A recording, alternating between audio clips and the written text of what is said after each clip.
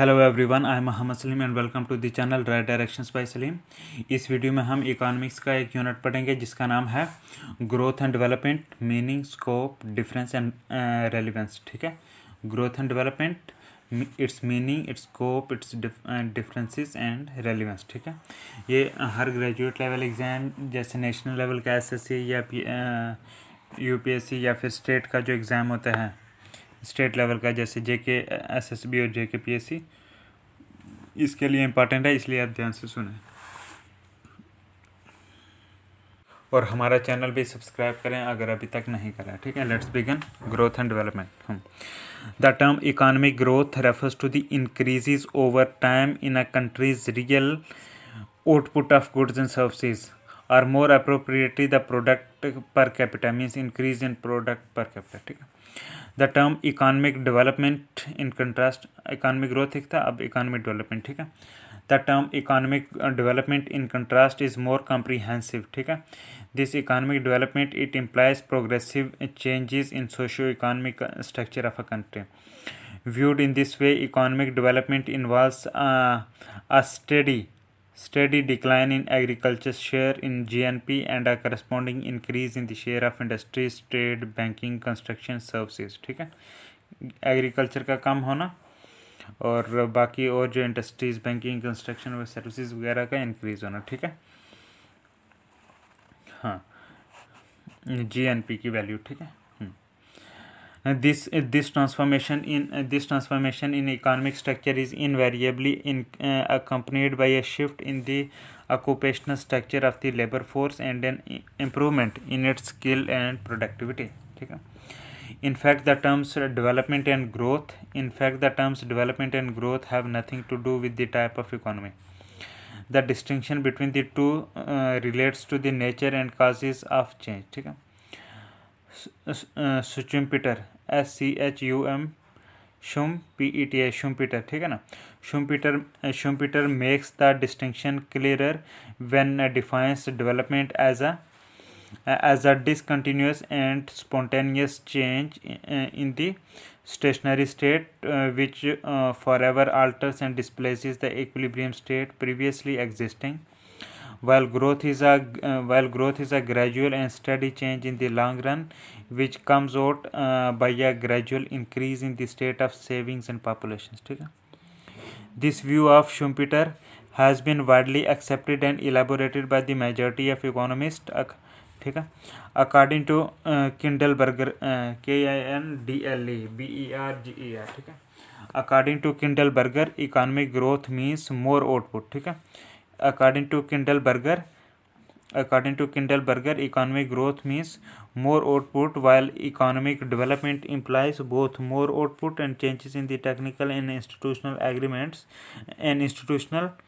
arrangements by which it is produced and distributed. Growth may well involve not only more output derived from greater amounts of inputs, but also greater efficiency. ठीक है, that is increase in output per unit of input. ठीक है, development goes beyond this to imply changes in the composition of output and in allocation of inputs by sectors. ठीक है, then Friedman, Friedman defines growth as an expansion of the system in one or more dimensions without a change in its structure, and development as a innovative process leading to structural transformation of social system. ये Friedman define करते हैं। ठीक है, then Thus, economic growth is related to quantitative sustained increase in countries' per capita output or income, accompanied by expansion in its labor force, consumption, capital, and volume of trade. On the other hand, economic development is a wider term. It is related to qualitative change in economic wants, goods, incentives, and institutions. ठीक है, ना next heading देखते हैं, characteristics of an under developed country.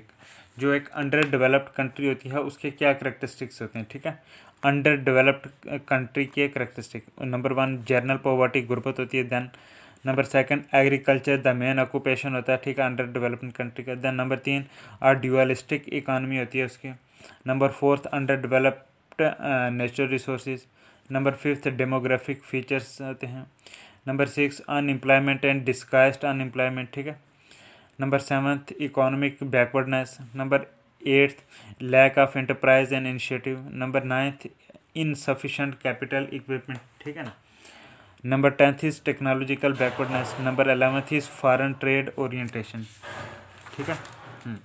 तो ये एक under developed country के features हैं। नाउ नेक्स्ट हेडिंग देखते हैं, vicious circles of poverty, VICIOUS, VICIOUS, ठीक है ना, VICIOUS, vicious cycles of poverty, ठीक है। हाँ, there are circular relationships known as the vicious circles of poverty, ठीक है, that tend to perpetuate the low level of development in LDCs, ठीक है। देन नुर्कसे, NURKSE, ठीक है, नुर्कसे ये नाम है किसी का, ठीक है ना। Nurkse explains the idea in these words कि it implies a circular constellation of forces tending to act and react upon one another in such a way as to keep a poor country in a state of poverty, ठीक है। For example, a poor man may not have enough to eat. Being underfed, his health may be weak. Being physically weak, his working capacity is low, which means that he is poor, which in turn means that he will not have enough to eat, and so on. ठीक है। A situation of this sort relating to a country as a whole can be summed up in the trite preposition के a country is poor because it is poor, ठीक है, country is poor because it is poor, ठीक है। then the basic vicious circle stems from the fact that in LDCs total productivity is low due to deficiency of capital, then market imperfections, economic backwardness and underdevelopment, ठीक है ना। However, the vicious circles operate both on the demand side and the supply side, ठीक है ना। The demand side of the vicious circles is that the low level of real income leads to a low level of demand, which in turn leads to a low rate of investment and hence back to deficiency of capital, low productivity and low income, ठीक है। This is shown here. हाँ, मतलब कि हम diagram में भी ऐसा mention कर सकते हैं कि जैसे लो प्रोडक्टिविटी से low income, then low demand, फिर उससे लो इन्वेस्टमेंट, लो डेफिशिएंसी, ठीक है ना। तो ये ऐसे साइकिल चलते हैं, ठीक है ना। हाँ, low productivity is reflected in low real income, ठीक है ना। The low level of real income means low saving, ठीक है। The low level of saving leads to low investment and to deficiency of capital, ठीक है। The deficiency of capital in turn leads to a low level of productivity and back to low income. Thus the vicious circle is complete from the supply side, ठीक है। हाँ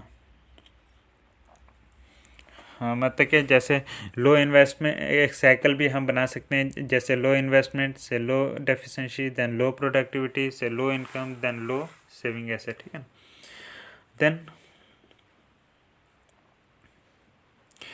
the low level of real income reflecting low investment and capital deficiency is a common feature of both the vicious circles, ठीक है। A third vicious circle envelops underdeveloped human and natural resources. Development of natural resources is dependent upon the productive capacity of the people in the country. If the people are backward and illiterate, lack in technical skill, knowledge and entrepreneurial activity, the natural resources will tend to remain unutilized, underutilized or even misutilized, ठीक है ना। हाँ, on the other hand, people are economically backward in a country due to underdeveloped natural resources, ठीक है। Underdeveloped natural resources are therefore both a consequence and a cause of the backward people, ठीक है। Now next heading हम देखते हैं modern economic growth, ठीक है। Modern economic growth के बारे में अब हम पढ़ते हैं, ठीक है। Professor Simon Kuznets KUZNET Kuznets, ठीक है। हाँ, हम मॉडर्न इकोनॉमिक ग्रोथ पढ़ रहे हैं, ठीक है ना। Professor Simon Kuznets defined modern economic growth as a long term rise in capacity to supply increasingly diverse economic goods to its population. This growing capacity based on advancing technology and the institutional and ideological adjustment that it demands, ठीक है। This definition has three components. Number one is economic growth of a nation is identified by the sustained increase in supply of goods. Number second, advancing technology is the permissive factor in economic growth which determines the growth of capacity in supplying diverse goods to the population, ठीक है। And the third is for an efficient and wide use of technology and its development, institutional and ideological adjustments must be made to effect the proper use of innovations generated by advancing stock of human knowledge, ठीक है। For example, modern technology is incompatible with the rural mode of life, the large and extended family pattern, family enterprise and illiteracy, ठीक है। Now its characteristics, ठीक है, किसके, ये जो modern economic growth, ठीक है ना। Professor Simon Kuznets has pointed out 6 characteristics of modern economic growth that have emerged in the analysis based on a national product and its components, ठीक है, population, labour force and the like, ठीक है ना। Professor Kuznets ने जो है 6 characteristic modern economic growth के जो हैं वो पॉइंट आउट करें, ठीक है ना।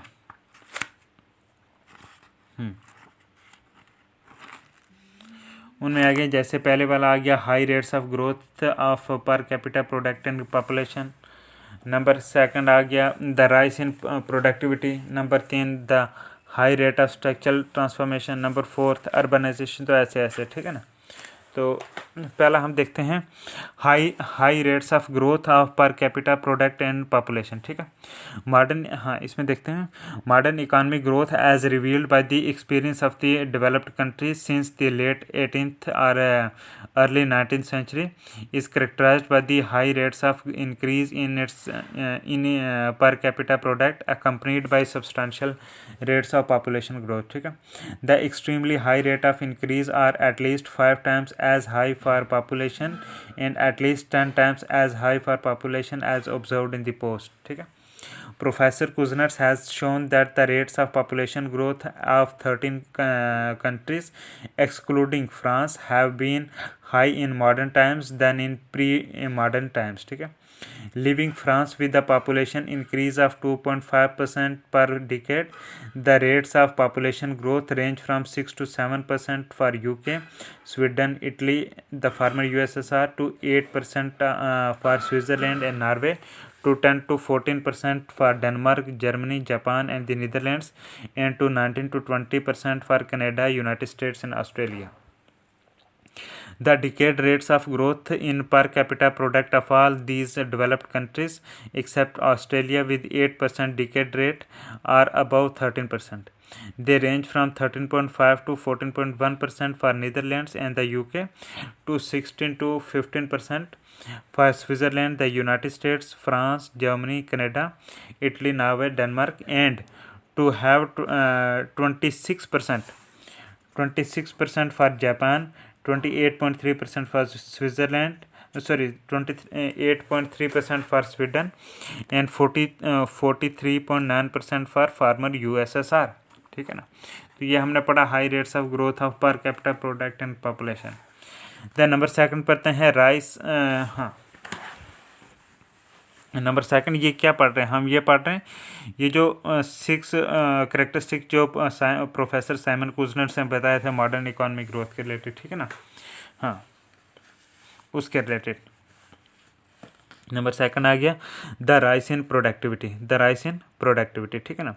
Modern economic growth is characterised by a rise in the rate of per capita product due to improvements in the quality of inputs which led to greater efficiency or rise in productivity per unit of input, ठीक है। This is traceable either to an increase in input of resources of labor and capital or to an increase in efficiency or both. ठीक है, increase in efficiency implies greater output per unit of input. ठीक है, कि अगर efficiency increase होगी तो उसका मतलब है कि greater output होगा per unit of input. ठीक है ना. हाँ, then the growth of national product has been due to the enormous addition to population which led to a large increase in labor force. The increase in national product in turn led to a considerable increase in capital accumulation and hence in reproducible capital. ठीक है ना. The proportions of labor force to total population showed an upward trend for all developed countries except Switzerland, Italy and Australia. ठीक है.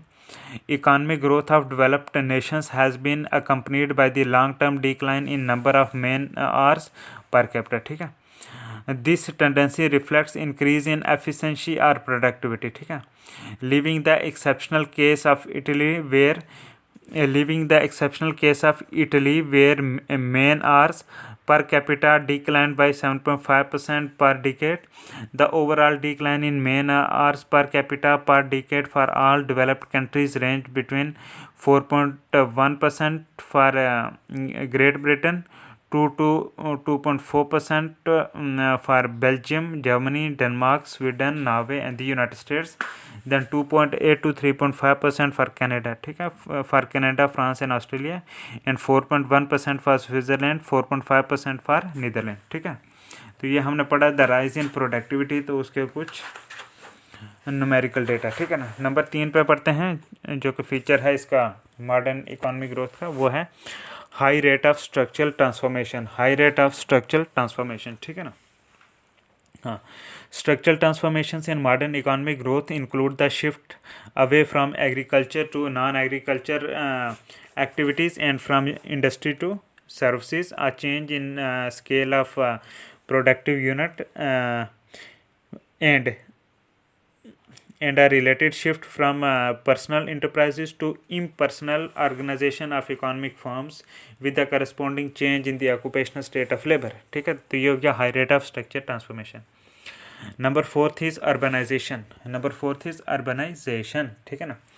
Modern economic growth has been characterized by the movement of an increasing proportion of the population in developed countries from rural areas to urban areas. ठीक है, this is urbanization. ठीक है, urbanization largely a product of urbanization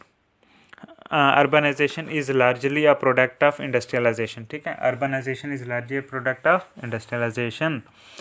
The economies of scales arising from non-agriculture pursuits as a result of technological changes led to the movement of a large proportion of labor and population from the rural to the urban area. As the technical means of transportation, communication and organization grew more effective, there was the spread of increasing optimum scale units. ठीक है, all these processes affected the grouping of population by social and economic status and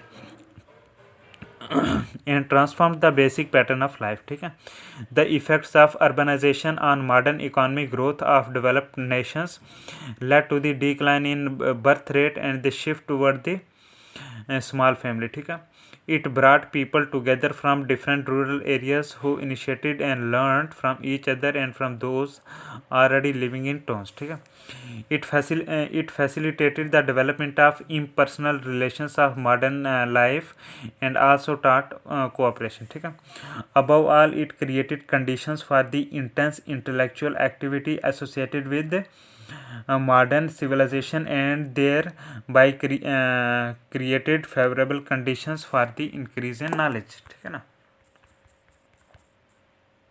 तो इसके साथ हमारा ये जो unit था growth and development, its meaning, scope, difference and relevance, ये जो है यूनिट हमारा ख़त्म हुआ. अब इसके बाद हम एक और वीडियो बनाएंगे जिसमें जो है इसके MCQs पढ़ेंगे, इस यूनिट के 20 MCQs. ठीक है, तो आप वो वीडियो भी देखें. Thank you very much. God bless.